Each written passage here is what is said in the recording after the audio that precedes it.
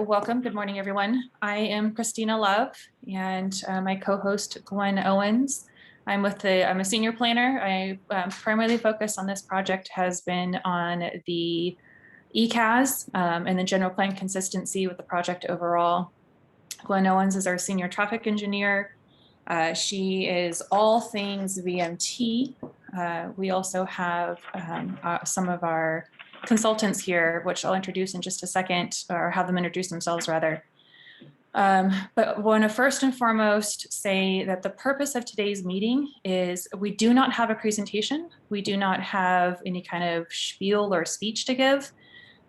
We've given multiple presentations to Planning Commission and Council, and all those links are on the Facebook, or I'm sorry, on the city's website page.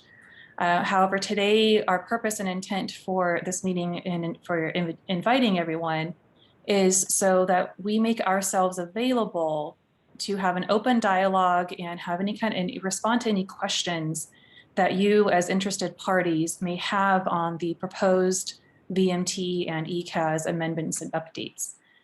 It's going to be an open forum. You have control over your mute buttons. However, I do ask to be respectful. If it does start getting to be a little bit unruly or having a hard time figuring out whose turn it is to speak, then Gwen and I will ask everybody to mute, raise your hand, and we'll go in more of an orderly fashion that way. But I believe that we'll be able to have a fairly easy conversation and dialogue in this manner.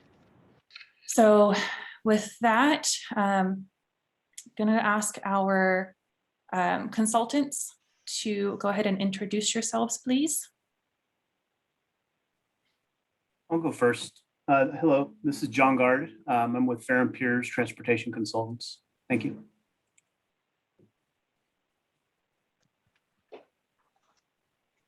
And I don't see anybody from DUDEC that is on. I don't see DUDEC yet, yeah. Okay. Well, Fair and Peers is the one who has been doing the modeling and the proposal for the VMT part of the project. So, thank you.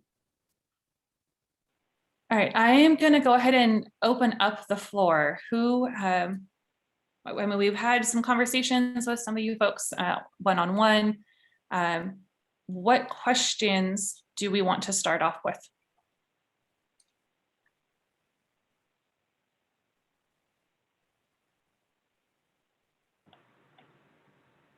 Yeah, Doug Chan with Discovery Builders. On the city's travel model that's used for the VMT study, is that available? The city's travel demand forecasting model is unique to the city. It has special inputs that can be easily tweaked, and so it is only used by the city's on-call consultants, of which we currently have 3. So whenever we have any traffic studies, that's what we use, because it's a very very intricate model that has a lot of inputs. It's very easy to inadvertently make a mistake with it if you are unfamiliar with it. And John, if you want to add any more information with regards to our model, feel free. That's a good summary for now. So a follow-up question to that: how do consultants, when we have a project, how do we run our project in the model? So basically, like many other jurisdictions, the way we actually evaluate whether it's for level of service or for VMT, when we have to have cumulative forecasts, we actually scope out what the work is, whether it's a CIP project or a private development project, with one of our on-call traffic consultants, and we have them actually run the model for us, because once again, it's very technical. City staff does not do this day in, day out. Our consultants do this on a regular basis for our jurisdiction and many other jurisdictions. And with that, if there are questions or concerns, we do meet with the applicant, if need be, with the traffic consultant. Another question, and I am able to get the MTC model, contract cost, CCTA model, and STA model to run projects through their models, and all those other agencies are able to release their models, for the purpose of letting consultants, run their projects through the model. Now, the city can certainly do a peer review, but I'm having a hard time understanding why you won't let the consultants do this, outside consultants do that study. So let's back up. So first of all, the purpose of this meeting is to talk about what we're doing with VMT and the ECAS and the updates. And it's with regards to what we've released or questions that we have specifically to that. If you'd like to have a conversation specific about our model, it would probably be best served if it was done with a smaller group, because we really want to give an opportunity to the public who has, concerns about this, developers, engineers, somebody, anybody that has potential concerns that they want to have addressed with VMT or ECAS, an opportunity to ask their questions. I mean, that's really what this forum is for. And we have met with you before, Doug, and we can meet with you again to discuss these items regarding the model. Okay. Well, then the question on this draft EIR that's out for circulation is based on studies that were done based on the city's model. I don't see, there's no backup documentation in the EIR that you're using to reach a conclusion. Single family units of 76.5, VMT per capita, I think it's per capita per day, and so on down the line. How do we, not just me, but anyone reviewing the EIR, how are they able to verify the study? So are you asking us how we calibrated our model to determine what our current VMT is, and then how we projected it? Is that what your question is? No, I'm just asking how is a reviewer supposed to verify the numbers without having any means to do so? Do you want to jump in, John? Yeah, I'd be happy to. Thank you. So, hi, Doug. You're raising a fair point. VMT is calculated in a number of different ways. It's a vehicle miles traveled. It's a metric that represents 1 mile per day driven by a vehicle. Typically, it's based on, we track it based on land use, and it's an efficiency metric.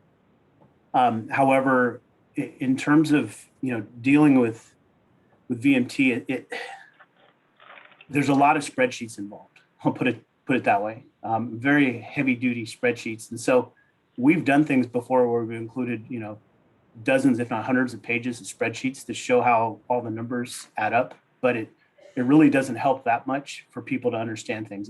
It's a different way of calculating. It's almost it's an accounting, so to speak, of things. There may be a way, if in the draft EIR, if we get a comment on that, we're happy to provide a written response. And if we need to go one step further to try to, to show how the VMT is calculated in a manner we can show that. The other point I wanted to make is that, VMT can be calculated in a number of different ways. And so what the city's done here is by going with their on-call consultants, they've allowed for a uniform way of calculating VMT, which is important because if anybody off the street who's a transportation consultant starts calculating it, they can calculate it potentially in a way that's inconsistent with how VMT is supposed to be calculated, how it was calculated in the EIR, and recommendations from the California Office of Planning and Research with respect to VMT calculations should be an apples to apples comparison against the thresholds of significance used to evaluate. So getting a little more detail there, but yeah.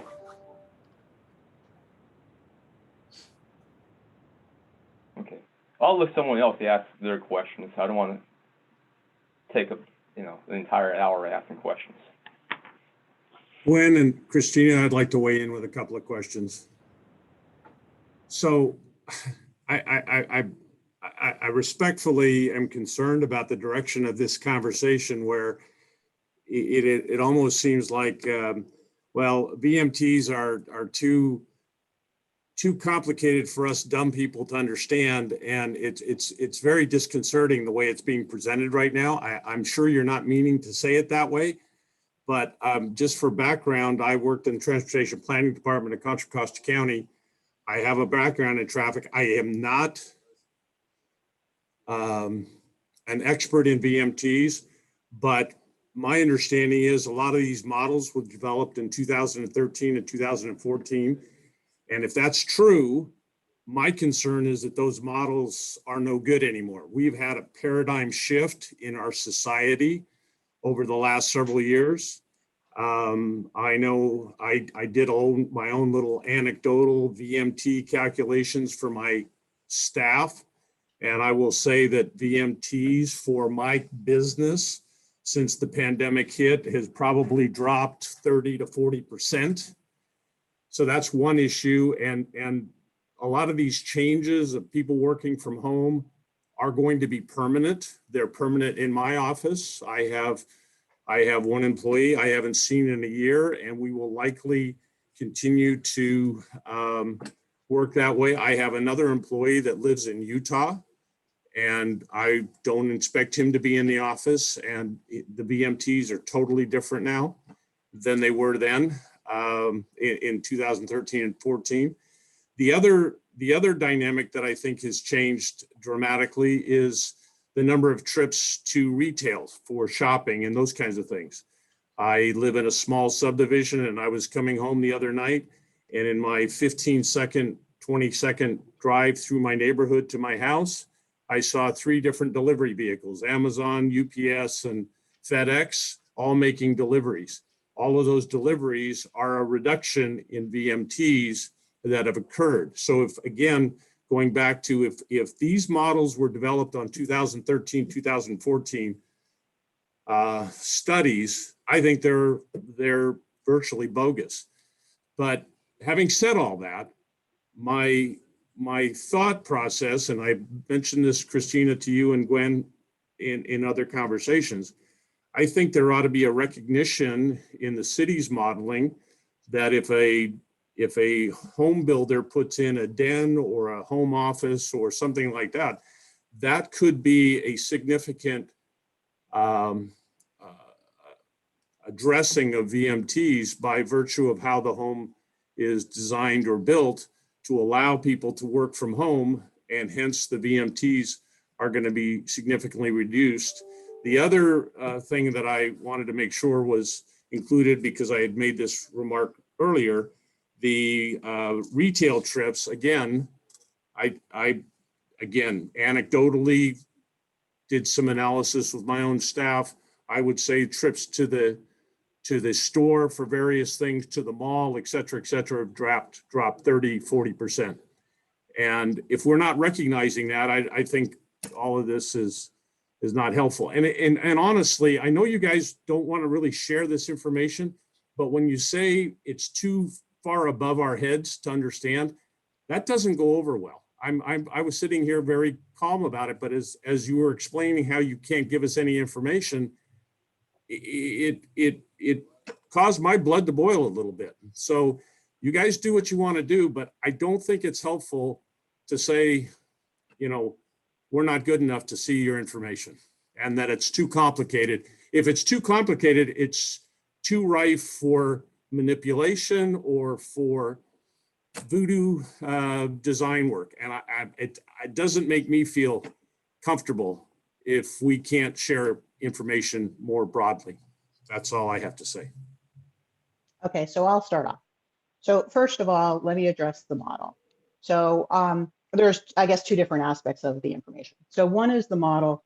The travel demand forecasting model it's been developed for many years. It's gone through multiple updates. The model that we used for level of service was recently updated to address VMT. It was updated in 2020, and when we actually updated and developed our impact guidelines. The reason why we don't release the model is I personally do not run the model. That's why I have consultants that run it for me, because this is what they do day in, day out. I used to build and run models, and it's very easy to make an inadvertent mistake if you're not familiar with that. So that's our policy. That has been our policy with regards to the travel demand forecasting model, because what we want is consistency. With regards to all the output that John talked about, we can provide that to you if you'd like to see it. What I think John was saying was, because of the volume and the intricacy, is that it's not of value to many people. And since it's not of value to many people, that's why they didn't include it. And whatever I say, John will follow up and make minor modifications, clarifications. With regards to the pandemic, and the pandemic has changed everything. It's like a whole new world. We can model what we have information on. So how actually the pandemic and telecommuting, and I agree, telecommuting is going to totally change in the future, because a lot of businesses that thought that they couldn't telecommute realize that now they can. Real estate is expensive in certain areas, and it's cheaper for people to be at home. Our issue is we can't model that now because we don't have the data, and it hasn't, we haven't come out of the pandemic to know how things are going to shape up. So with any type of modeling that you do, you have to take the data that you have. There's a lot of census and surveys data that we actually build the model and calibrate the model on, and you use that to actually build your model and make sure it's running correctly. It takes a while for changes, whether it's Amazon, Uber, Lyft, DoorDash, all those others. And then on top of that, how those are impacted from the pandemic, to basically come to a point that we can actually collect data to say, yes, this is our new norm. And we acknowledge that, we realize that. It's just that we're not there yet. So with that, John, do you want to add a little bit more to? Yeah, I'll add a couple of points. In the draft EIR, there is a discussion of the analysis methodology, and again, when this work was started, it was a pre-pandemic time, right? It was before March of 2020, and We started it in 2019.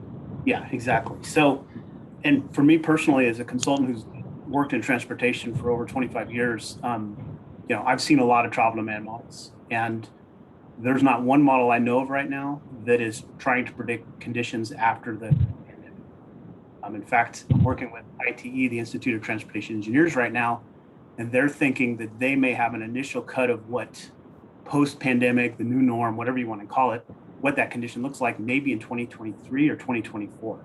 Because Tom, your points are absolutely right. The brick and mortar retail being, replaced with Amazon trips, and, scooters and Uber and Lyft and telecommuting and things like that. We just don't know how that's all going to play out yet. Very little data has been collected during the pandemic. It's almost like we're in the middle of a 500-year flood. But what I can say is, for Vacaville's model, in the EIR, we talk about making sure that its VMT estimates are calibrated, so to speak, against U.S. Census data. Data regarding trips made by Vacaville residents that do leave the city. We know what those average trip lengths are because we can see that from U.S. Census data, and making sure that the model is matching those characteristics, and the percentage of Vacaville trips, residents that work within the city versus externally. So that's written up in the transportation part of the EIR, in case people are interested. Anything else on that, Gwen, I should mention? No, I think that pretty much covers it. Yeah, I just one other thing. I mean, we all know, as you mentioned, Gwen, that there is going to be a reset of travel behavior. Mm-hmm. And at some point, data is going to start to pour in, and it is going to reset a lot of things. Everything from, models need to be updated, maybe parking codes need to change, fee programs could change. That's all down the road. I thought we may have an answer to this in 2022, but when I'm talking to the people at IT National, they're like, it's really not going to be known until 23 or even 24. So I think we're in this transition period, unfortunately. And I'll just add some of the CEQA language to why we have to rely on definitive numbers. Is CEQA cannot analyze speculations. It's cases and cases and cases, and some of the statutory language actually says we have to have definitive data. We can't rely on speculations. We all agree that there's going to be a change But because everything is so speculative right now, we have no way of actually analyzing or reviewing that. So that's why we're relying on the 2013, 14, and 15 numbers. I Actually, think though, you may. Oh, can I just clarify something? Sorry. Our model was validated in 2016 for level of service, and then it was validated again in 2020. So that was the best, information that we have. Sorry, Doug, I didn't mean to cut you off. Oh, no, that's all right. I think maybe Christina answered my next question, that the traffic data used for the current model is 2013, 14, and 15? No, it's 2016. 2016. Yeah, for the turning movement counts and segments, and then for the trip lengths, it was calibrated in 2020. John, what year do you know was the survey data from that? You're on mute, John.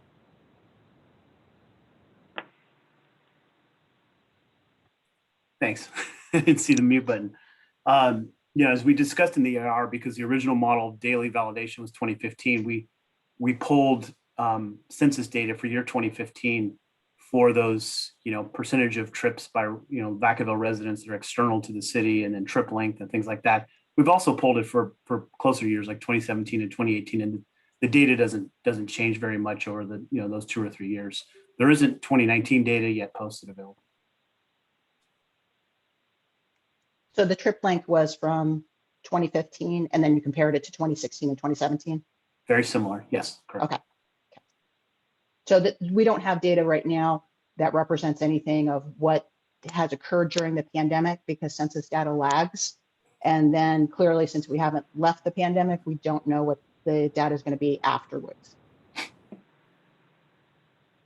Okay, so when you ran the validation, you were, the screen lines and gateways, that you were using data from the MTC, Caltrans, STA. What were you checking against?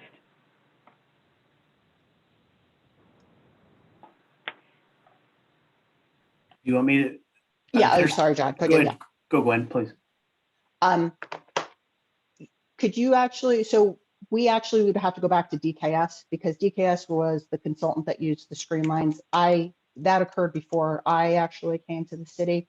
I'm assuming typically what you do is you look at your agencies, you look at what the current values are on the freeways for your current year model of validation, and then you also compare to future for the agencies that are adjacent to you. So I'd have to specifically ask which models were used for that validation. But if you'd like to have a separate conversation specifically about the model validation, calibration, we can do that, Doug.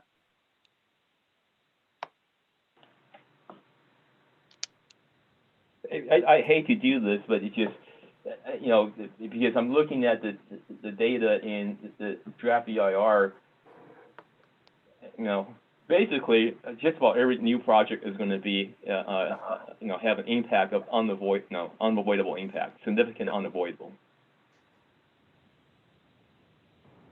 That's the nature of building in suburbia, because what we're required to do per OPR and CEQA is whatever the average threshold is, whether it's current year or cumulative, whatever that average by land use, you're supposed to be 15% below. So to be 15% below the average of what is the norm requires something other than suburbia. And so basically, you need to have land use changes, you need to have more bike ped, et cetera, more transit. The purpose of why we're going through this is we're acknowledging that as a city, overall, we are not going to be able to meet that 15% threshold. We're identifying a menu of options to try in a good faith effort to have better VMT, or a reduced VMT. So that's what the purpose of why we're going through this process. So are you saying that because in the draft EIR, you are recognizing this as the VMT as a significant unavoidable impact, and you list certain mitigation measures, generic mitigation measures, but there's no guarantee that the threshold can be met. So what is the impact, and what does that mean for a new project? Because if the city council approves this, then I suppose that when a new project comes along, it's going to conform to the general plan, this draft EIR, and the city council is going to make automatically the new project will therefore have a statement overriding consideration. So let me start this, and then Christina can jump in, because there's certain aspects of CEQA that I'm not exactly sure how they work, and she's more of an expert than I.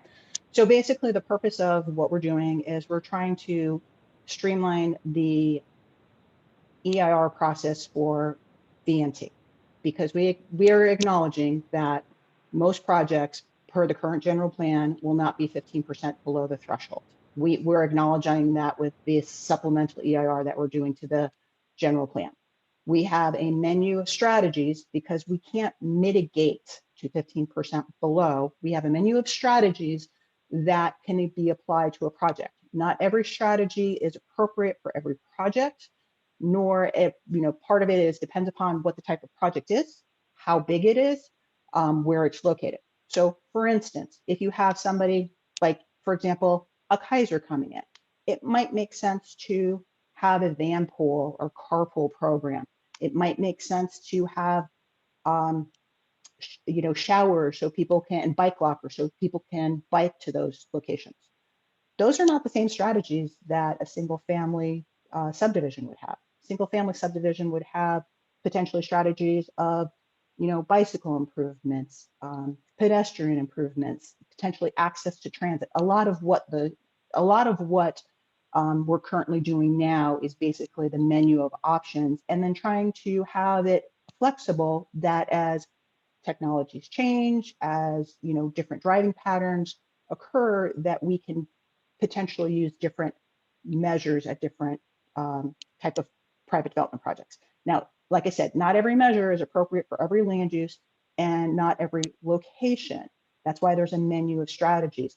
If you have a strategy that could be implemented, but it really doesn't produce a VMT reduction, while it's feasible to do, it doesn't make sense to do it. So we also would be looking at those types of things. So Christina, then do you want to add a little bit more and talk about with future projects, their CEQA process once this is approved? Yeah, so, and I just wanted to clarify on what Glenn was saying as far as the menu of items that we've identified as far as strategies to help reduce VMT impacts. Again, this is one of those ones where even in the state law, there's no way to quote unquote mitigate for VMT. That's why they're called strategies. And we created a list so that projects can choose from it, to choose what is best suited for their project. We didn't want to dictate that for them. Some projects can make certain strategies work better than others.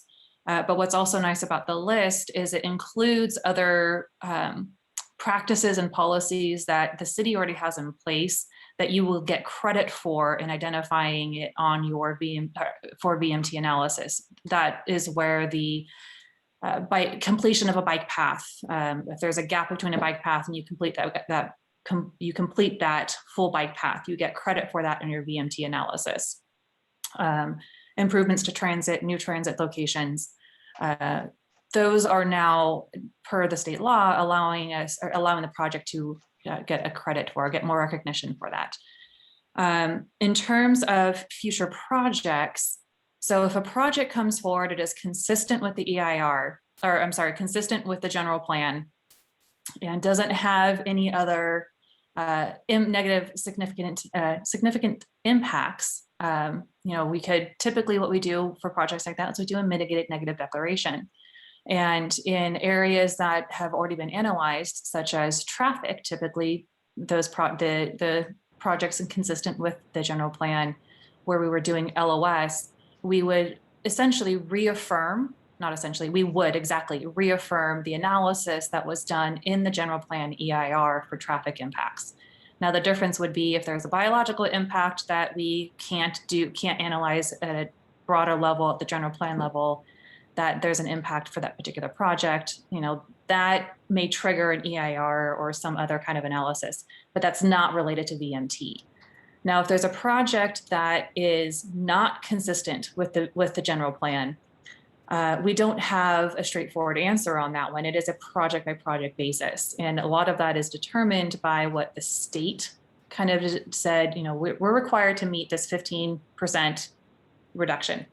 We acknowledge that as a suburban, to my knowledge, and John can correct me on this, but to my knowledge, there isn't a suburban community like ours that can meet the 15% reduction. So there's significant and unavoidable impacts being done in the adoption of the new VMTs all throughout the state in order to do this for projects.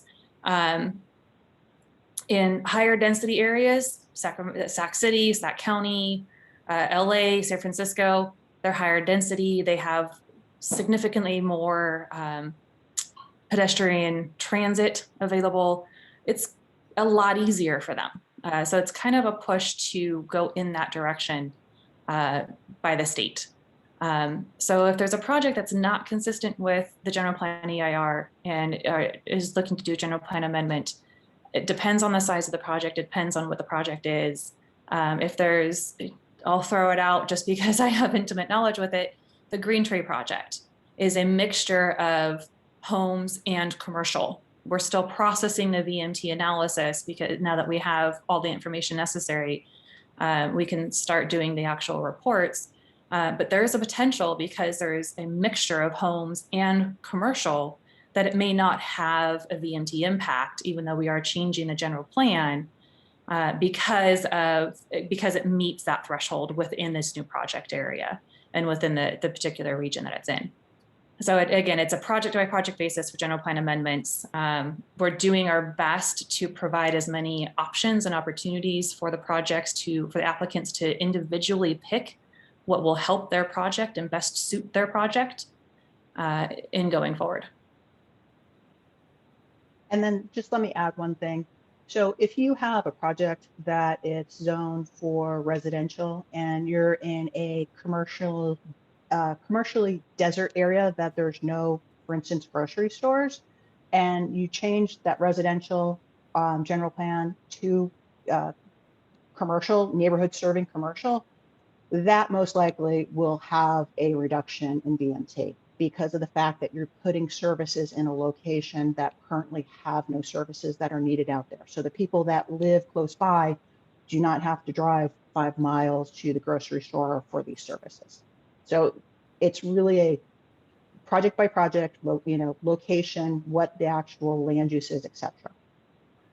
And if I can maybe, maybe if I can add one thing, if for those on the call, if you want to go to page 3-122 and 23 of the EIR, there's 2 paragraphs that summarize what we've been talking about just now, and I think they're pretty easy to follow and understand in terms of what this EIR is doing. And as a consultant that's doing this work for a lot of other cities and knowing a lot of cities that have not even left the starting line of SB 743, what Vacaville has done here, especially using CEQA section 15183, is it has avoided what otherwise could be a handcuff situation where, because nothing's been done around VMT and SB 743, a 50-unit subdivision that's not in a transportation efficient part of the city could otherwise have to do an EIR just because of a significant unavoidable VMT impact.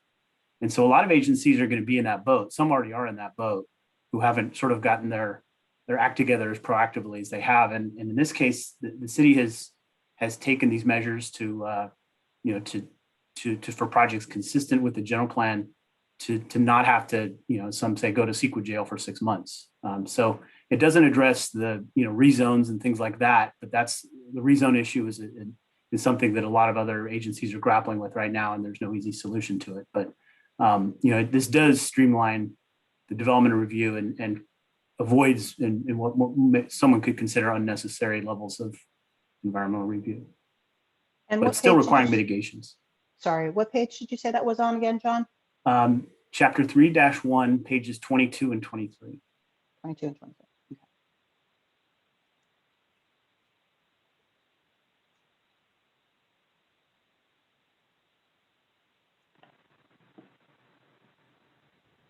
So with this EIR, when it goes to the city council, you're asking the city council, are you asking the city council to recognize that there are significant and unavoidable impacts and to make a statement of overriding consideration?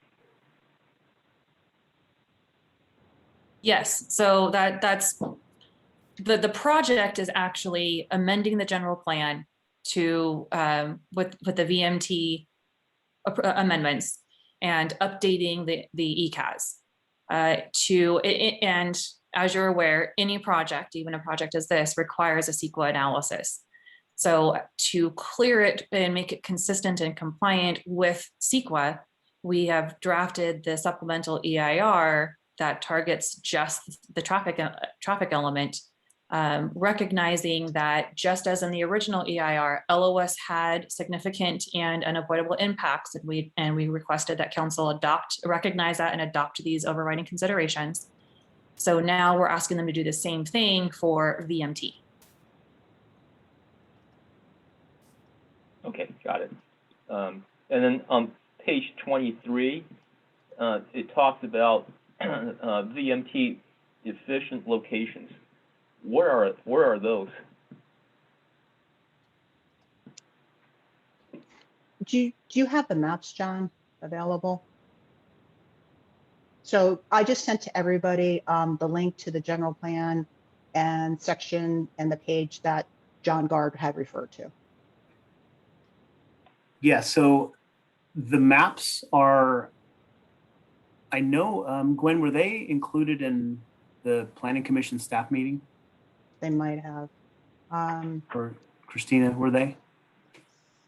I mean, I believe- generally speaking, the most efficient transportation locations, for VMT, it's location and access to transit are probably the two most important things. With location, the closer you are to goods and services or city center, if you're talking about homes closer to downtown Sacramento, for instance, are going to do better than homes further away from Sacramento, all things being equal. So, we find generally that the most efficiency is depending on location and then secondarily in some instances transit.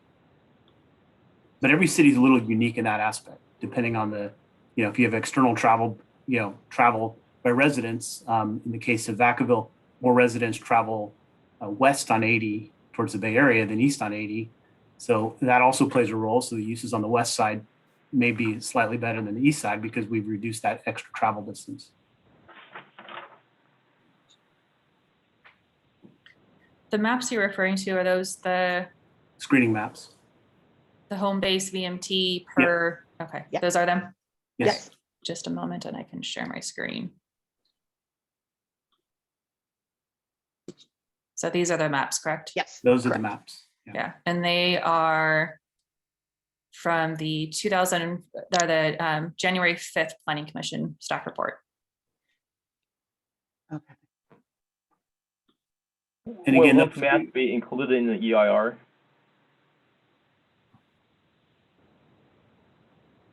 Well, I don't think they are included in the EIR.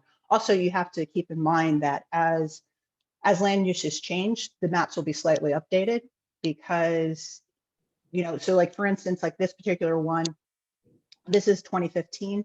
This is where there's no color means, and could you go down a little bit to see which, okay, so this is single family dwelling units. So where there's no color means there's no single family dwelling units.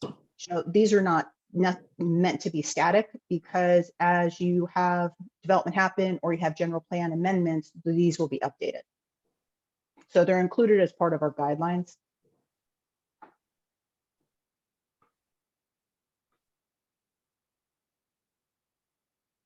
And these are the same type of screening maps that, in the California Office of Planning and Research, their technical advisory recommends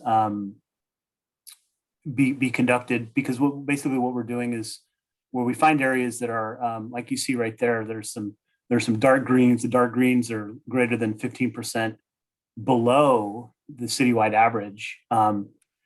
that those are the areas that are presumed to be less than significant just based on their location, assuming the project proposed is similar to the existing land uses within there. And I would also point out that there may be 1 or 2 homes, or maybe 3 or 4 homes in some of these traffic zones that aren't colored, simply because when you get a very small amount of land use, it's small sample size issues, basically, where sometimes it's very small, like 2 or 3 homes, things may look odd simply because there's not enough homes to, roll a dice once, you may just get a 6, kind of thing.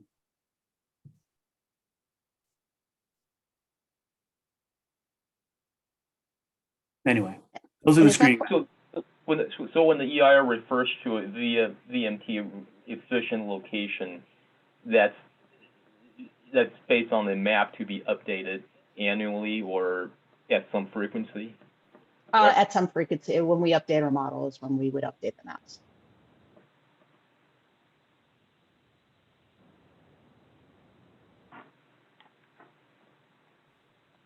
Would a mixed use development be considered VMT efficient?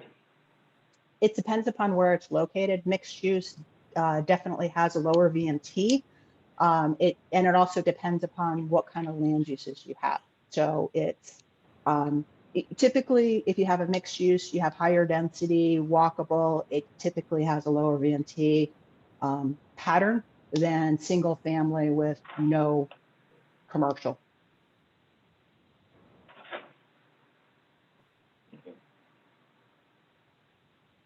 Looks like Alicia has some questions. I was just gonna say that, yes, Hi, can you hear me okay? we Yes, we can. can. Okay, great. Okay, I'm before we get too much into the details, I just kind of wanted to circle back on some of the prior comments.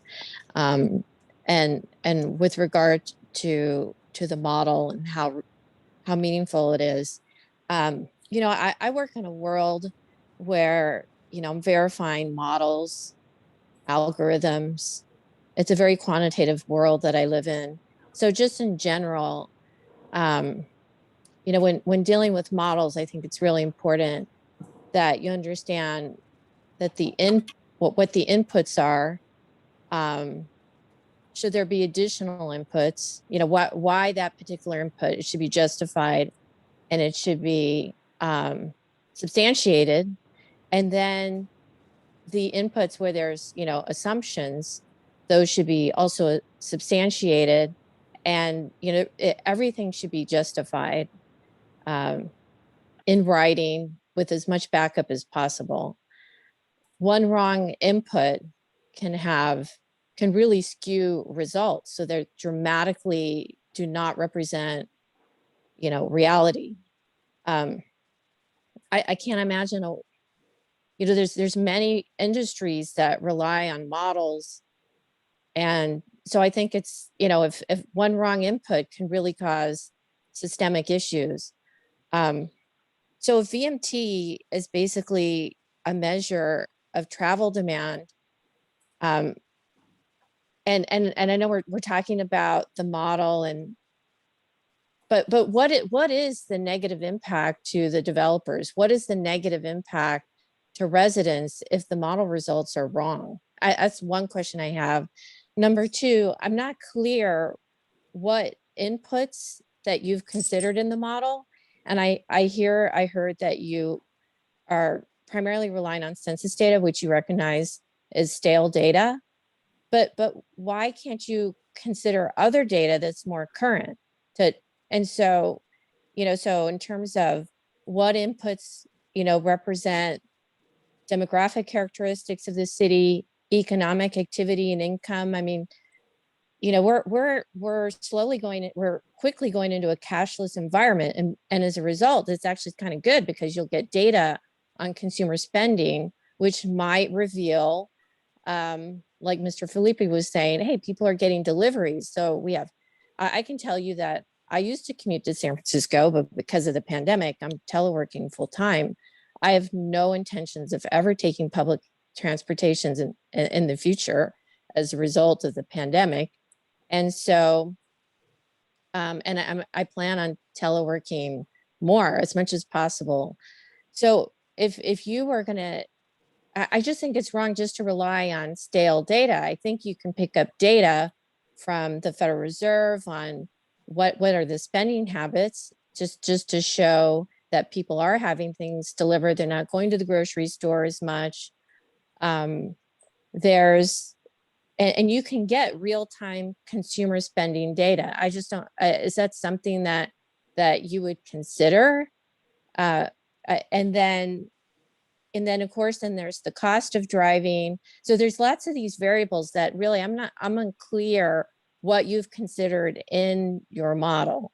So if you can describe what are the variables and why you pick them, and then I think that would be helpful. And I heard too that there's a spreadsheet and it's complicated, but I live in this quantitative world, and I could interpret the spreadsheet and I could look at the math. But I think what's important is that we have an understanding of what are the variables, what inputs did you use, why, what substantiating documentation, data, or whatever that you're relying on. And then how, when you design this model, what are the reasons why you think it's going to produce reasonably accurate results? And when I say reasonably accurate, that it actually really mimics reality. And I hope that's not too complicated of a question. Okay, so I'll do my best. So Okay. basically, what the modeling does is it takes the socioeconomic information, where people live, where they work, how much money they make, how many, household size. A lot of this information comes from census information. There's other surveys, et cetera. And I can't tell you specifically which surveys have been used. I'd have to go back and talk to DKS about all the data that we use, but John can help me out. It was a different consultant who actually built the model.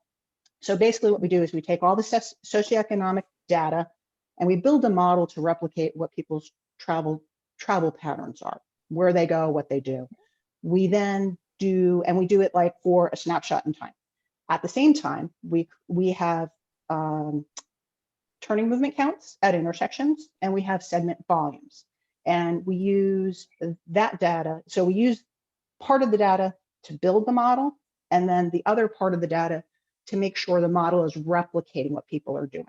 Okay, so that's kind of what we do of how we start and build the model and make sure it's replicating people's travel demands. So are you testing it then in the real environment? So once Correct. So that's turning movement counts. That's segment volumes. I've worked at numerous other agencies, and a lot of times what you'll do is you'll use surveys that were completed by whether it's MTC, where people, they live in Vacaville and how many people work in the Bay Area, or they live in Vacaville and how many people work in the Sacramento region.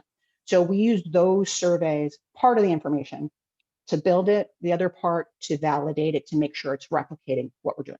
Then what we do from there is we project based upon where people are going to live and work, basically what our general plan land use is. We take the general plan land use and input it into the model, and then we basically predict what the travel patterns are. So when you're predicting for say a build out, you don't have any data to make sure that you're replicating, okay? So information, there's a lag with data, and John will be able to explain this much better because he deals with this, I'm sure, if not a daily, a weekly basis. There's a lag with data. There is a lot of data that is more readily available with regards to big data and your phones. We're just kind of not there yet on how to get that data and be able to process it to update the model, because you have to understand that updating a model is very expensive. And when you update the model, that's money that's taken away in transportation from doing something else. So you talked about what the impacts to the society are for VMT. So what we're doing for VMT is we're making a projection. We're actually we've validated our model to make sure that it actually is replicating the data that we have with regards to how long people are traveling. We currently know that I believe there's 74% of residents of that work that we are exporting them to outside of Vacaville. So that's based upon the data. This is all pre-pandemic. So from there, then what we do is based upon whatever land use changes we have, we then see if we put land use here or we have this project, somewhere else or change what the land use is, how it is in relationship to a baseline. So basically we have a baseline and then we make changes and we compare the two. So that's my general explanation. And John, feel free to add more to that. Okay, and then also what is the financial impact to the developers? So if a VMT result is, based on the result, what could negatively impact the developers? What kind of result can negatively impact them? That's what I'm curious. Okay, so we're not actually there yet. Okay. So keep in mind, VMT is new. It's a new metric that everybody in California is being required to do. Every agency in the state of California is required to look at VMT. Everybody's learning how to address it and how to deal with it. And everybody is trying to figure out what's the best way to proceed. Honestly, the reason why we've went on this path is there was an acknowledgement very early on when we were creating our VMT guidelines that if we followed the Office of Planning and Research's guidelines, which if we didn't, it opens us up for to be sued for lawsuits. If we followed their guidelines, almost every project would be an EIR, and that would be cost prohibitive to a lot of projects, especially smaller projects, because you're trying to get 15% below what the average is now. So the purpose of what we're going through is trying to take some of the burden off of development, streamline the process, and then have this menu of these are possible items to include in your project. So we don't know exactly what the costs are. We are trying to make this as easy as possible. So John, do you want to add a little bit more? Yeah, I'll add a little bit more. Obviously we're talking a lot about the Vacaville travel demand model. And one of the things I do a lot of work for agencies across this, Central Valley and beyond is model development work where we build models for agencies. Last year was Lodi, for instance. I have several going on right now. And so let me just real quick talk on, just sort of amplify what Gwen said. Inputs in travel demand models are land use, roadway network. Models go through a standard calibration, then a validation. The validation looks at, is the Bayeshire model able to replicate the amount of traffic measured on the roads? Caltrans has strict guidelines, percent RMSE, V over C ratios. There's all these statistical measures that are used to determine whether a model is properly validated or not. In this case, we didn't develop the model itself. We applied it for this project, but it was developed by DKS. And DKS Associates is a well-known, well-respected, very capable modeling firm. So they're capable at their craft, and so I have no reason to think that the model is severely flawed. I don't think that that's the case at all. It performed well in our view of it. The thing we needed to do, which has changed once SB 743 came around, is we used to only be concerned about the amount of traffic at an intersection on a roadway and how many lanes wide the road might need to be. Now we have to think about, okay, well, the trip leaving, a particular part of the city, if it goes up beyond the city, where is the end of that destination? Where's the end of it? Is it Benicia, Fairfield, Napa? So it's almost like, we've gone from a 2-dimensional to a 3-dimensional thing. And so for us, what we did in terms of, there's this standard validation we do for travel demand models, and you also have to do some VMT validation. And what that gets into is the model predicting the right proportion of what we'll call home-based trips for work, home-based work trips that stay within the city versus leave the city. And there's data from, when I mentioned US Census, I should have been more specific. Obviously, we don't have the 2020 census data yet. 2010 is very old, but what is produced year over year is the American Community Survey, ACS data.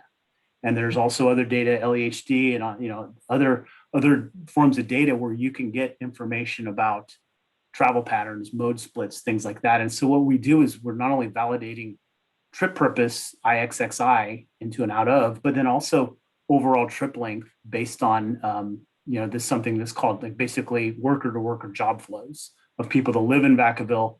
How far are they traveling? And then we basically append trip lengths to the edge of the model gateway, so to speak, so that we're capturing that properly. So, and let me just maybe just one thing real quick. I probably used the wrong word. The spreadsheet is not complicated.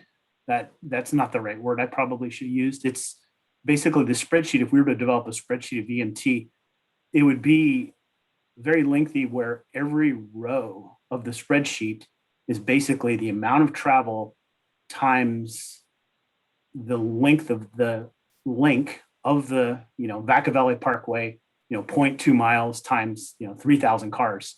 The way VMT is calculated is it's summed up across every one of those segments in the travel demand model. So basically think about a model. Every street gets tabulated, number of cars times length. And so you end up with this really long spreadsheet, which, that's how the soup is made. But it's Okay. It's tedious. I'm curious in what variables actually have the most significant weight in the model. So you could have one input where whatever it is has very little effect on the outcome. And then you might have other inputs where they're heavily weighted and that would have a more significant impact on the outcome or the result. And I'm curious which variables had the biggest weight in And the model. you're talking with regards to vehicle miles traveled. Yes. So I'll start and John can clarify. Basically, it's what land use you are, where you're located, and what surrounding land uses you have, and also what roadway networks are surrounding you. So those are the basic. Those are things that will model differently. So, for instance, if you have, my previous example, if you put a supermarket in a supermarket desert where you have all these single families, that'll model a lower VMT than if you have that same area as more single family. So do you want to follow up on that, John? And I think that's a good overview, Glenn. I mean, those are the key points. I always think of VMTs like real estate. It's location, location, location. And all things being equal, you put the same home or the same office building closer to, or at least the same home, closer to city center or where the goods and services are, things are going to be lower in terms of VMT. And that's, I mean, the screening maps themselves show that some of the residential areas on the north side of the city don't fare as well as some of the residential areas, just south of 80, for instance. And Okay. so I just want to follow up on that. So the whole purpose of why the state has been moved to VMT for looking at private development projects and CIP projects, transportation projects, is they're trying to get at greenhouse gases. And so with that, they're trying to reduce the greenhouse gas emission and, really vehicular travel, where people live, where they work, where they have to go for services. That is a large percentage. And so that's the whole purpose of why the state is doing this. The state is also trying us to get agencies to be more compact, more mixed use, higher density. Those are the types of goals the state has. And this is one of their measures for them to try and get agencies to implement those more. So as we move to electric vehicles, then this may not be much of an issue anymore.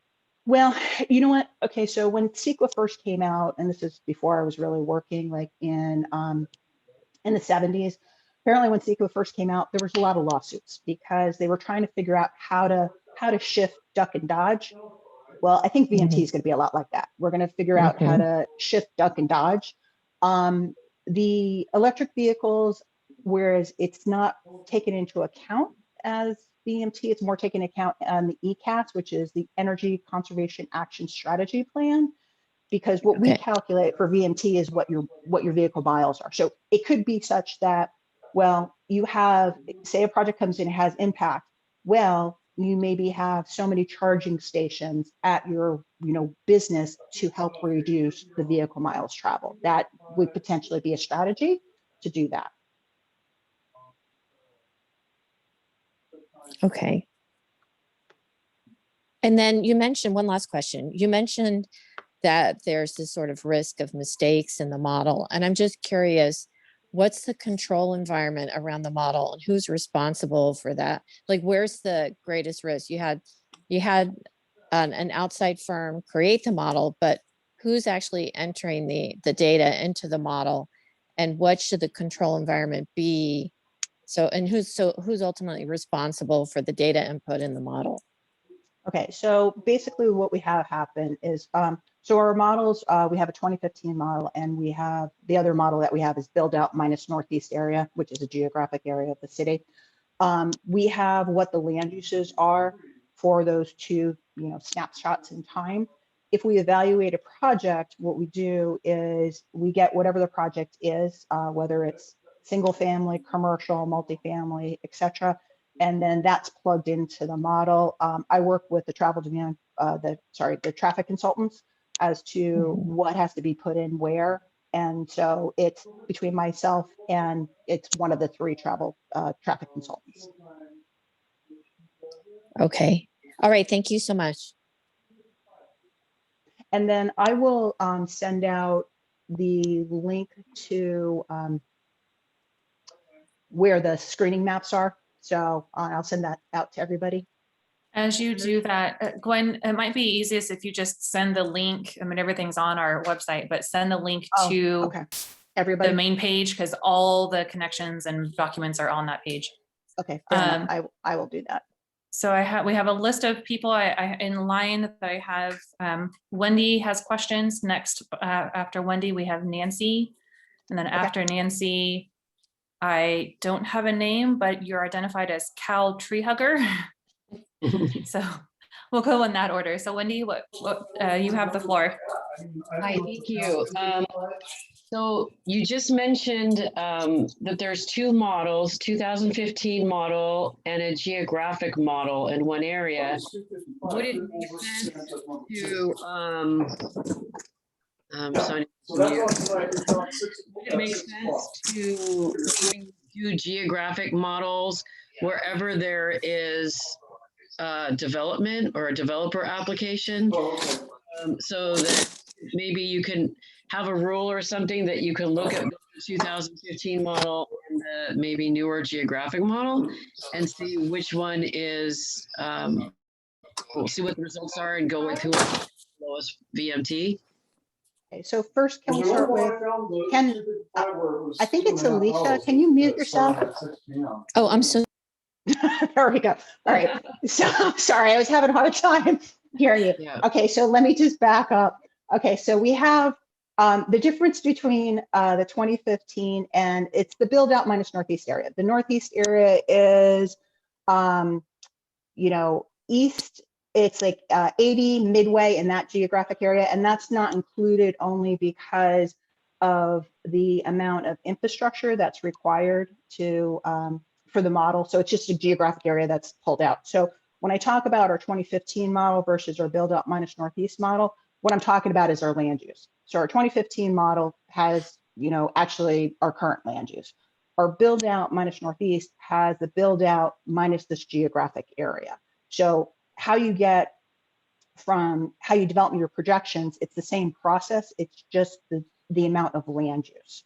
And with the screening maps, if you look at the screening maps, the only issue that's a little challenging with the screening maps is it only shows one land use at a time. So if there's no, it only shows where there's single family of, probably 10 houses or more. So if there's no single family houses, there's no color there, but you might have commercial there. So I can always get you a graphic of what the build out minus northeast area is. Cool. Also, on a different subject, if a developer put a grocery store or maybe purchased land or had land available for a grocery store in the middle of a development, then would that significantly reduce their VMT so that they would meet the CEQA requirements? So they would have it would be a mixed use, and that would have a lower VMT than if all of that was in single family, and there was no services around. Well, plus if it's, and this is John Gard, I'm back. Sorry about having to drop off for 5 minutes, but if it's local serving retail, the OPR technical advisory talks about that being presumed less than significant. Local serving is defined as 50,000 square feet or less. Yeah, and that's correct. I should have mentioned that. So most supermarkets are probably maybe 60,000 square feet, I think. But there's also, if you're in, what we've done is we've had a few projects that we've evaluated for VMT. Some of the projects that we've evaluated for VMT already, it was if there was a use there before, we could take credit for what the trips were at that location were there before. And then we would run the model to see where their VMT was. Additionally, we look at the screening maps if they're in a low VMT area, but don't make quite that 15% threshold. We then look at, for instance, we had a hotel, it was 13% below what our average was, but because we Vacaville need hotels, we were able to write up a justification of, this is why, this is not an impact for VMT. So the justification is that the statement of overriding considerations that you were speaking of? And because I just want to be clear, if you can't mitigate the VMT, then you automatically get triggered into an EIR. And I guess I just maybe discuss that point just a minute, unless there's overriding considerations. Is that how that works?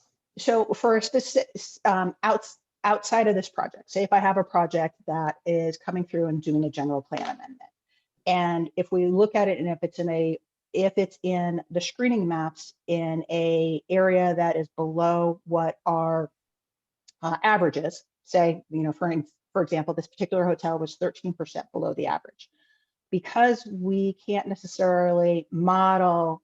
There's aspects that we are not capable of modeling. We're not capable of modeling walking, biking. Our transit isn't as robust, so it's not modeled. So there are other documents that the state uses for reductions. And so we can rely on that. And it's not necessarily a black and white, I can produce a result for it. So I don't know, John, do you want to add a little bit more to that? Well, yeah, only that, again, pages 22 and 23 talk about what happens when you have a project consistent with the general plan. And the hotel project that Gwen mentioned before was prior to this general plan being adopted. So it wasn't able to capitalize, so to speak, on our, the streamlining that this EIR provides. But the hotel project, what we're offering here was not necessarily that it was not the significant overriding statement that city council has to make because there's a significant significant unavoidable VMT impact. It was actually a evidence-based qualitative judgment that putting more hotel space in Vacaville is actually going to reduce overall travel, because right now there's hotel room leakage into adjacent communities because of the demand based on a study by a credible real estate operation, realtor group. So we use that as substantial evidence. Okay, well, thank you very much. I'd just like to say that seems like you're doing the best you can with state mandates, and it's a complicated subject. But I did also, maybe I haven't done a great job of reading. I haven't yet read everything for sure. But just in general, the level of service, the old way of looking at traffic impacts, I understand is no longer valid unless the city's going to make their own requirement of, level of service and traffic impacts. And so is that happening? Because I think a number of residents would be concerned if traffic impacts are not included in the analysis of a project. So basically, Wendy, in the general plan, we have general plan consistency, and there is a level of service general plan consistency for projects that move forward. So while it won't be as part of CEQA, we will evaluate it as part of general plan consistency. So like, for instance, the green tree development, while we can't, and this is a general plan amendment, while we can't look at level of service for CEQA, we are looking at level of service for general plan consistency. So we will still be looking at level of service. And level of service also factors in for our traffic impact fees, because that's how we build the infrastructure that we need. Okay, thank you. All right, so the next question, next in line we have is Nancy Fletcher. Hi, how are you? My apologies if my questions are somewhat uninformed. I have not gone through all the documents in general, and I hope this is the right forum to kind of bring up some of these questions that I have. I fully support anything we can do to kind of reduce our GHGs, and I appreciate how challenging it is as your job to try and achieve some of these goals. So when I hear that we might be coming up a little bit short, you know, my thoughts are always, you know, what is the most aggressive approach we can take, you know, coupled with being realistic to kind of achieve some of these goals. So one of my questions is, so you come up with this document where you have some really great, for lack of better words, mitigation measures to try and reduce our GHGs, but sometimes the success of these measures is going to be highly dependent on the support you get from maybe other city groups. And so I'm kind of wondering what the steps are to kind of achieve that. For example, you know, there's a lot of traffic around our schools, right? And one way to reduce that would be, you know, really great bike areas, but they may not be utilized unless there are other you know, safety considerations. When people send their kids out to bike, they want to make sure that, you know, there are maybe adults present to, you know, make sure that things are safe. So what kind of support do you get for these mitigation measures in your plan? Okay, so that's kind of like my first question. My next question, here's where it gets really unrealistic. I get that. So if I were to say, you know, look at my ideal kind of Vacaville and transportation, in this vision, I would love a freeway overpass, right? When you have this big highway that cuts right through your city, you know, we have a lot of biotech, there's a lot of employees that would love to commute. It's really unsafe, the Leisure Town overpass, to take a bike or to walk. And mind you, I don't even know how to go about in getting that, or what funding, or, you know, who even does that, whether, you know, it's state or what. But anyway, I like to just kind of shoot for the stars. So I just kind of just had some questions. If anyone had any information on that, I think that could be a really great way to reduce vehicle miles traveled. Of course, I realize that may not be a realistic solution, but just thought I'd bring it up. And then finally, so a lot of the construction, I think there can be a lot more reductions if our general plan, and I understand this may not be the transportation place, was a little bit more robust with some of the suggestions, measures for construction, whether it be electrification or really kind of push higher tier kind of diesel engines. And I'm just wondering, at what part of the general plan do you see kind of that being opened up to kind of address GHGs from that sector? Okay, so I will lead off. And so the first one was with regards to support for the mitigation measures. So these are really for new projects. Okay, so if a project comes through, you know, Christina's in planning, I'm in public works, we work together. A next step, once this the general plan is approved, provided that it is approved by City Council, will be that we have to update our transportation demand management ordinance. And so those types of measures will become as part of the ordinance. So public works and planning work in tandem. Now, when you have other agencies like the school district We do work with the school district with like Safe Routes to School, and they also work with Solano Transportation Authority. So if there's a need for those types of improvements, and actually Solano Transportation Authority just they just had their first year of a micro grant for they give you up to $30,000 for improvements. Different schools have asked for different things. If you want bike lockers, etc. The issue about safety, we can deal with vehicular safety, whether it's personal safety. If I don't want my kids to, bike by themselves or walk by themselves, it's bigger than public works. It's so I can't really answer that one. So we will actually be looking at trying to make Vacaville a more bike walk friendly place. I mean, that's one of the goals, because really walking, biking, access to transit, it's bigger than just, how much time it gets. It's, it's congestion. It reduces congestion.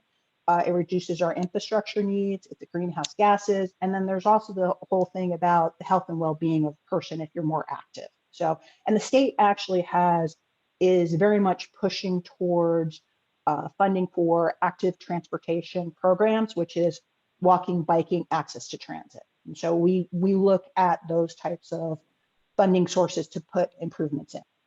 Okay, so with the freeway overpass, now freeway overpass, that would be difficult to fund, but we do have specific projects that we are looking at having funded. So like, for instance, the downtown isn't connected to the opposite side of 80. You can't get across 80, but we have bike trails on both sides, but we have a project that it's been on the plans, on the books for a while, that we're actually potentially going to be able to fund. And it's where it's going to be funded with is how Fairfield is going to those hot lanes, which is high occupancy toll lanes.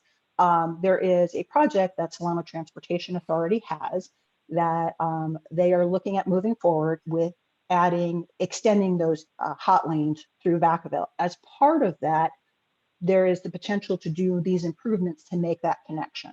Also, we have other projects throughout the city, like we have the downtown specific plan. The downtown specific plan is looking at a vision really for where the downtown wants to be. And they want it to have a place where you come, you park your car, and then you walk everywhere, or you can bike there, or you can, walk to the downtown. So the city, while we don't have all the infrastructure in right now to do that, is definitely moving forward with trying to have those types of improvements, because honestly, that makes you a better city. That makes people want to be here. It makes it easier to live and work here. So with regards to construction vehicles, basically, I think the way it works, and Christina can, add more, is we rely on the state. So whatever the state has is what is mandated. I don't know what our authority is to have something in the general plan that requires higher, better energy emission vehicles. So do you want to add anything to that, Christina? Go ahead.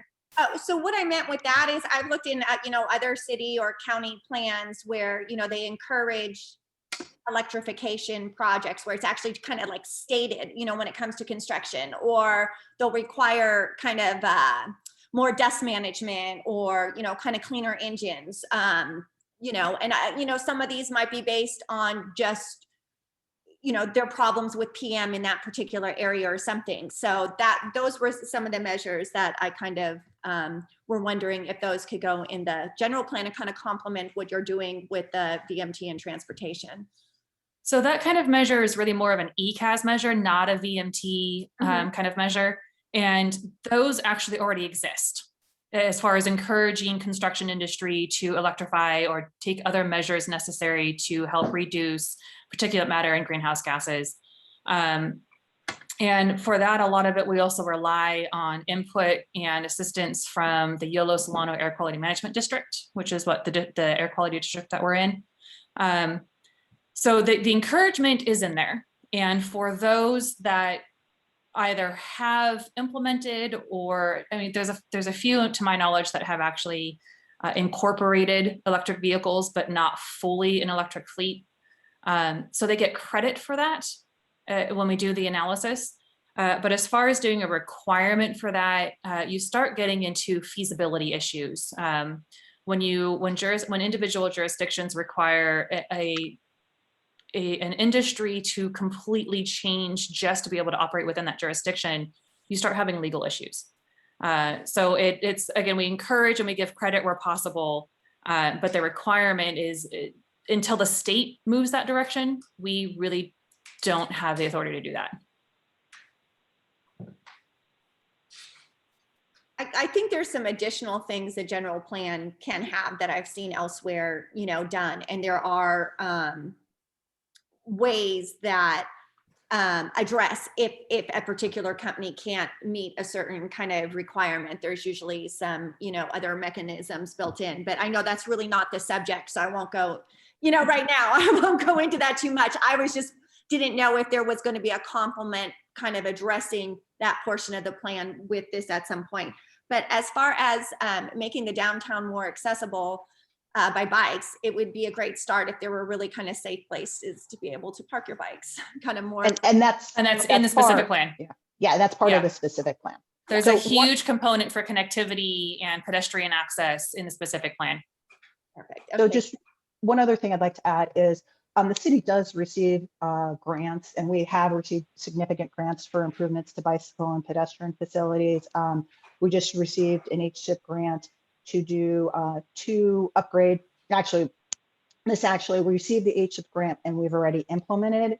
And one of them is on Browns Valley Road for upgrading the uncontrolled crossing. The other one's on Marshall, and it's to make it safer for pedestrians. And it was, mostly children going to school to cross and everything like that. So we do go out and seek those types of grants also. Okay, great. Thank you, guys. Okay, so the next person I had on the list is, and again, I apologize, I don't have a name, but Cal Treehugger. Hi, can you hear me? Yes. We can. Okay, this is Lori Jones. Sorry, hello. I didn't put my name in, it just pulled from my personal email. That's my email account. Got it. The reason my question is, I want to know what the effect of this is, the effect on the general plan. Have you guys looked at what this supplement will cause to the general plan? And my concern is high density. That, as Gwen pointed out, 75% of our traffic, or 75% of the people that live in Vacaville leave Vacaville to work. One of the things that we are talking about here is the idea that, will this open the door for developers to try to add more high density into Vacaville and use this, the VMT as the excuse to do that. And even though it's not really going to help us. So in locations where we have amenities already, and you start increasing the number of people, 75% of them are still going to leave Vacaville for work. It's going to increase it, but they're going to say, well, we included high density. As being one of the ways to reduce it. I don't know if this is making sense. My concern is I don't want additional high density unless it makes sense. My family's lived in Vacaville since 1976. I work in Walnut Creek. I have for almost 30 years. I've seen what this has done to Concord and Walnut Creek, and I don't see us needing to do that in Vacaville. So that's what I mean. Have you guys looked at the effect that this will cause to the development of Vacaville beyond what we already have in the general plan? So I'll start, and then Christina, if you want. So what we're doing for the supplemental EIR right now is for the existing general plan land use, okay? So basically the purpose of this process is to, like we said before, streamline, come up with some measures, strategies for what the private development per the existing general plan. So if you have a mixed use development, it depends upon where you put the high density, whether or not it's going to, if you have a general plan amendment, whether or not you actually will have a lower VMT or not. So we haven't analyzed citywide that particular aspect, but unless you have, you know, clearly downtown, you could support higher density because there's more amenities, walking and biking. The thing about us being Vacaville exporting so many jobs, we're looking at trying to increase the number of jobs in Vacaville that are jobs that actually are of a salary that are sustainable, that you don't have to leave the city to be able to live. So I know I didn't really answer your question, Christina or John, do you want to jump in? So, I mean, I was going to say something similar basically in that, so this, we're getting back into the speculation as far as, okay, well, what if, you know, 10 more properties want to rezone and each do 200 apartment units? So what does that look like?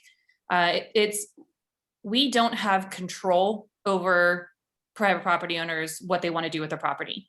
Our responsibility and our limitation is to look at that proposal from the property owner, from the developer, in looking at consistency and compliance with our goal, with our policies, our general plan, state policies. If there's a change in the general plan, we're required to look at that to say, you know, well, is that really consistent? Does it meet other goals and policies within other areas of the general plan? So it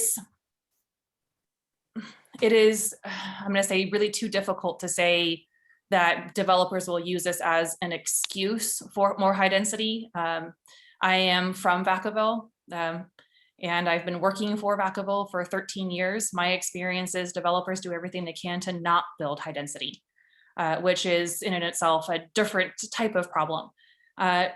To Gwen's point, Vacaville is disproportionately housing to jobs, to living wage jobs. So if anything, my guesstimated prediction, and you know, this is just me in my personal opinion and experience, would be that this would more so encourage a better balance of jobs and homes.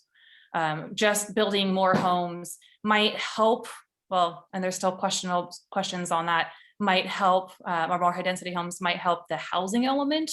And even that is questionable, but it doesn't necessarily help VMT. In fact, building more homes would probably continue to hurt VMT because, as you stated, a lot of people live here, but they don't actually work here. So that's kind of how I would answer that.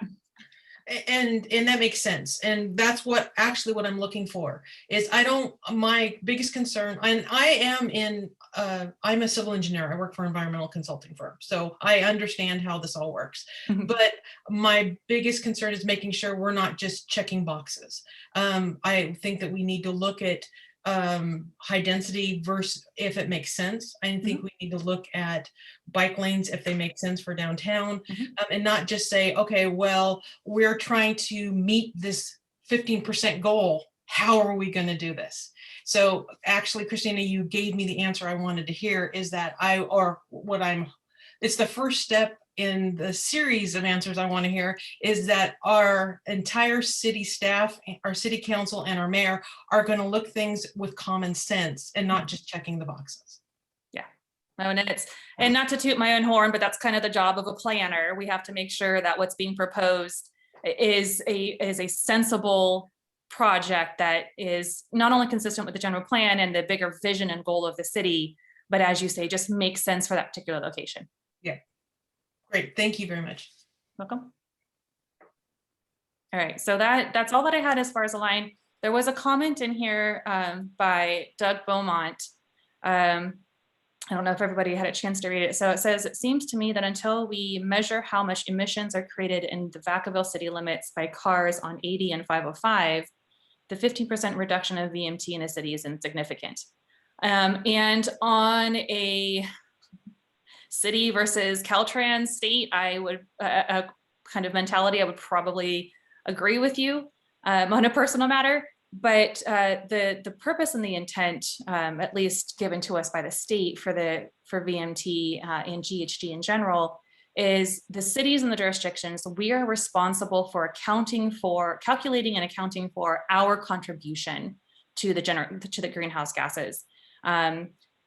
We are fortunate yet unfortunate to have these major freeways running through our city. It makes us a very central location for tourism and for general travel. But the downside is, yes, it does contribute to the regional greenhouse gases. But that's kind of the responsibility and the jurisdiction of Caltrans to monitor and control. So all that we can do is look at our existing homes and land uses, how they contribute to greenhouse gases, a new project, how it can contribute or not contribute to greenhouse gases. And that's also where a lot of the ECAS measures come into play, as far as what can new and or existing land uses do to decrease their contribution and their inputs or their emissions for greenhouse gases. So it's kind of the best answer that I have on that one. The only other thing that I'd like to add is that theoretically, if agencies can get a better jobs housing balance, then theoretically you wouldn't have residents that have As to much leave your region freeway traffic. as much, and then it would potentially reduce the demands on I-80 and I-505. And that is one of the underlying purposes and goals of VMT, to get people either out of their cars and walking and biking or using bus transportation. And the state's openly said that, or to decrease the need, if not by force, to have to get on the freeway. If I can add one thing sort of on the quantitative end of that if we look at, again, I'm just looking at table 3.1-4 in the general plan EIR, the city's growth between now and its general plan build out is about 40% increase in residential and 240% increase in office, 70% increase in highway commercial, 200% increase in industrial. So the goal, again, as was alluded to earlier, is to bring the higher paying jobs into the city so that fewer than 77% of residents have to commute externally. And so when we do the modeling of that under cumulative conditions, most of those percentages were much higher than 38%, but the total amount of growth in VMT by land use within the city of Vacaville is only 38%. There's a 38% increase in VMT between the base year and the general plan build out models, despite there being substantially more total land use than just 38%. And that's all a result of improved jobs housing balance. It's every one of those trips that leaves the city. They're not going 2 miles to the next town. It's an 11-mile trip to get up to Woodland, or further than 11 miles, or to Sacramento, or to Benicia, or Fairfield, or wherever you might have. So that does help. And also Caltrans, just so we're clear on that, is that they have endorsed SB 743 and reductions in VMT. So their way of thinking about how to operate the state highway system has changed as well. So they've said so in their basically their update to their TIS Transportation Impact Study guidelines, dated I think July 2020, that they embrace the technical advisory and SB 743 reducing VMT. And I'll take the opportunity to piggyback off of John right there, and perfect plug for our biotech industry strategy and our economic development strategy that is being established out of the economic development department. And that is their biggest goal, to be able to get that better balance of living wage jobs to homes, so that hopefully going forward, VMT won't be such a significant difference or impact for development. Christina, this is Lori. Just one question, but you do understand that it goes opposite of what we've been told in the past too. So you cannot have every type of high-paying job in every city. So just looking at the biomedical, it's very limiting in the type of people or the type of professionals that can work in those industries. You're still going to have a lot of people that are leaving Vacaville or Solano County to work in other types of jobs. And having only a small range of jobs and that is what we're depending on for our higher range. If something happens to those industries, I'm sorry, I don't want to give any bad juju, but if Genentech were to close its doors tomorrow, we don't want 2/3 of our population of our city to be unemployed. We want a wide range of people. So we still want to be able to maintain people that are leaving Vacaville so that, like I said, if Genentech closes its doors, it's not going to negatively affect Vacaville to the point where it could be catastrophic for us. Does that make sense? It's got to be a balance. A balance of jobs and homes? No, it's got to be a balance of the number of people that are leaving Vacaville to other jobs versus having these wanting people in working in only very small number of places within Vacaville. No, and it's, yeah, but right now, and Gwen, I know you have the better information on this. Right now, we're exporting 74% of our population. Right. That's significant. So if we could even get that to half, that would be helpful. Right, but what I'm saying is I understand the biomedical, the words that we're using right now, we've got Genentech, we're looking at others, but we should really start looking at other types of industries, is what I'm saying, is that we don't want only one type of industry. Yes. Where if it bottoms out, 2/3 of our population are out of a job. That is not going to be helpful for the health of Vacaville. Yes, now I understand what you're saying. Yes, and we agree with that as well, which is why there's two different strategies. We have the biotech strategy, which again looks just at that particular industry, but that's not the only portion of economic development. That's why we also have an economic development strategy that looks at other forms and other industries of getting that balance. Does that make sense? Yes, that makes sense. Okay, so Alicia, we have about 15 minutes. I apologize if the conversation needs to go on, not a problem. I have to leave at 12 because I have to go take my little one to school. But Alicia, you had a question. How will you measure to what extent any changes made to land use / project to address VMT will actually provide additionality to mitigate greenhouse gases in any material way? I think what you're asking is how do we correlate the two? Correlate VMT with greenhouse gases. And I'm going to point to CEQA. CEQA, we're required to look at VMT impacts, which is the state's newest way of trying to decrease greenhouse gases. But CEQA also requires us to do an analysis of the project on the environment for air quality and greenhouse gas emissions in its own section. Yeah, and then I just want to make sure that whatever, when we're looking at VMT, to the extent that it results in some additional costs to somebody like a developer. I mean, I'm sure there's a cost benefit to, so if we change the land use to high density, I don't know that would have what particular financial impact would it have to anyone, but I think whatever it is that we recommend that we do to address VMT, I think that I'm hearing it's because we want to improve greenhouse gases, but we don't know what changes we recommend, to what extent it provides any additionality. So we sort of have a baseline, and then if we make proposed change, does it really impact in any meaningful way a reduction in greenhouse gases? That's all I was thinking. And my response to that would be the usual response that you get from CEQA practitioners is it depends. And that is that, so first of all, we the city, we're not the ones that do the land use changes. We don't make a developer change their property, their land use. That is a property owner and a developer decision. Our responsibility is to work with the developer to look at, if they're taking a commercial property and they're changing it into residential property, into a residential use, we have to take that and we have to look at, okay, well, here are the state mandated measure areas that we have to review. And oh, look, you're going to actually be a pretty significant VMT impact.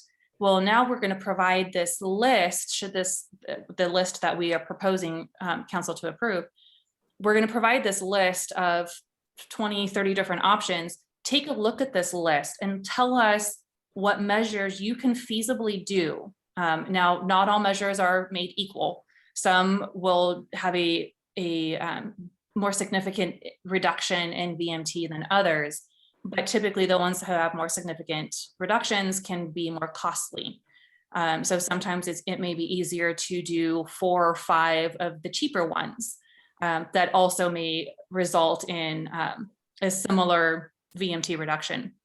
But that's where it's a game of, I don't really want to say Tetris, but that's the only thing that's coming to my mind right now, where I know the one that's often used by some of the city manager and our economic development is we're looking for what recipe, what elements of a soup bowl can we make work and taste best? And that's where the city wants to be able to give that list of ingredients to developers to say, okay, what can you do to help yourself and help us help you? And then it gets analyzed each time. Thank you. Mm-hmm. All right, that's all the questions that I have listed here. We got about 10 more minutes. Are there any other questions that we didn't address related to the VMT and or ECAS measures and amendments that are proposed? I am not hearing or seeing any. So I am going to go ahead and conclude then. Thank you. I know some people were sending emails and messages that had to drop off. I appreciate everyone's time and everybody's involvement and input and patience with this really complicated new state policy and law that we're trying to, us and the entire state, all the other jurisdictions, to try to muddle through and figure out how we can best fit it to our jurisdiction. So again, if anyone has any other questions, please feel free to email us. Gwen and I can make ourselves available at other times. In the NOP that I also sent to everybody, and it's also posted online and many other places, we will be having a public comment hearing at Planning Commission, specifically on the EIR on April 20th. Thank you, April 20th at 6 p.m. And all that information that is will be out on the agenda with how to participate in that project. Got it. Thank you, Alicia. I got your message.